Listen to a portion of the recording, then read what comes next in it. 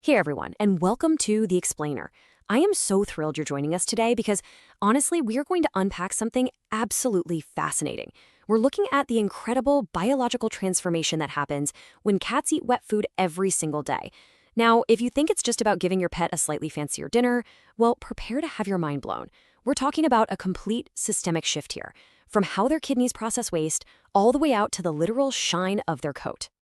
So let's just dive right into our poor question. What actually happens to your cat's body when they eat wet food every day? The answer isn't just that it's a tasty treat that makes them happy in the moment. No, it fundamentally changes their organs. It totally rewires their daily behavior, and it dramatically impacts their long-term health. It's basically a biological domino effect, and it kicks off the very first day you switch out their bowl. Section 1. The Desert Hunter Instinct.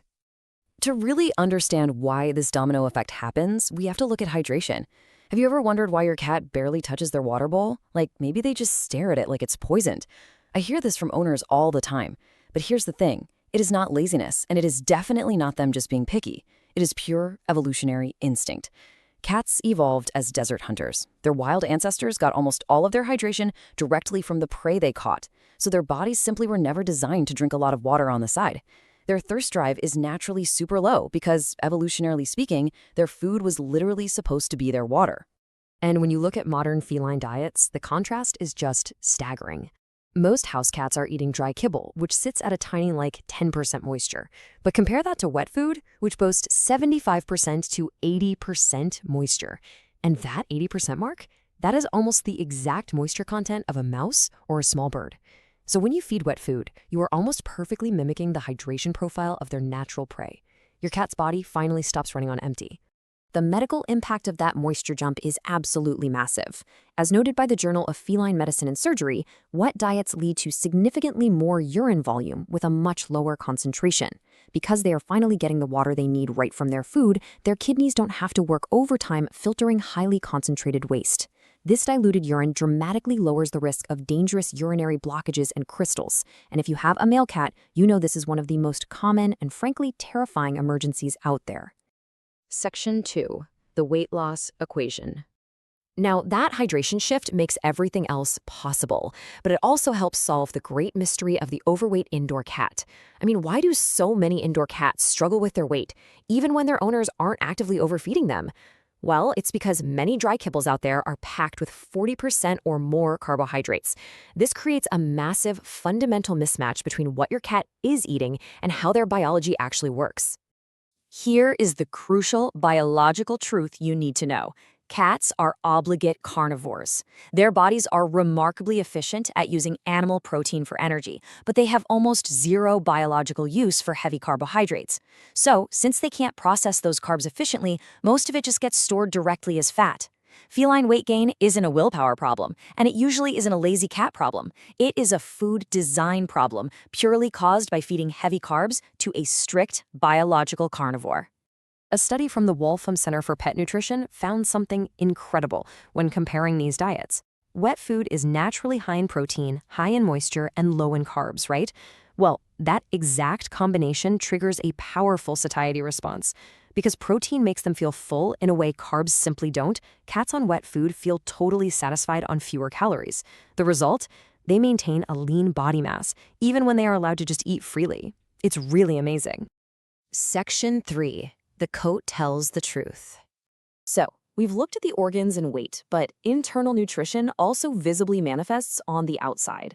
Have you ever noticed a cat with a coat that feels dry, rough, or dusty, no matter how much they groom themselves? Well, your cat's coat is actually one of the most honest indicators of what's going on inside their body. Dull fur, excessive shedding, flaky skin, these aren't just cosmetic problems, guys. They are external warning signs of poor internal nutrition. Dry kibble goes through highly intense processing that literally destroys a lot of vital nutrients before they ever even reach your cat's system, leading directly to these visible issues. But according to the Journal of Nutritional Science, wet food is rich in animal-based proteins and fats, which are the exact building blocks skin and fur depend on. And within just a few weeks of eating daily wet food, an amazing thing happens. The cat's body realizes, hey, I no longer have to aggressively ration nutrients just for basic survival. It finally has enough abundance to push those rich animal proteins and fats all the way out to the skin and coat. The fur gets incredibly soft, the shedding slows down, and that dusty texture, it simply vanishes. Section 4. Breaking the begging cycle. Now let's connect these internal biological shifts to some external behaviors. We really have to ask, why does your cat scream for food the second you walk into the kitchen? Why do they just inhale their meals? Most of us, we just assume our cats are being greedy or that it's just their quirky personality. But I want you to reframe that thought for a second. What if they aren't greedy? High-carb, low-moisture kibble digests incredibly rapidly. This means your cat's stomach is quite literally empty just a few hours after eating. They wake you up at 4 a.m. because their body is screaming that something is missing.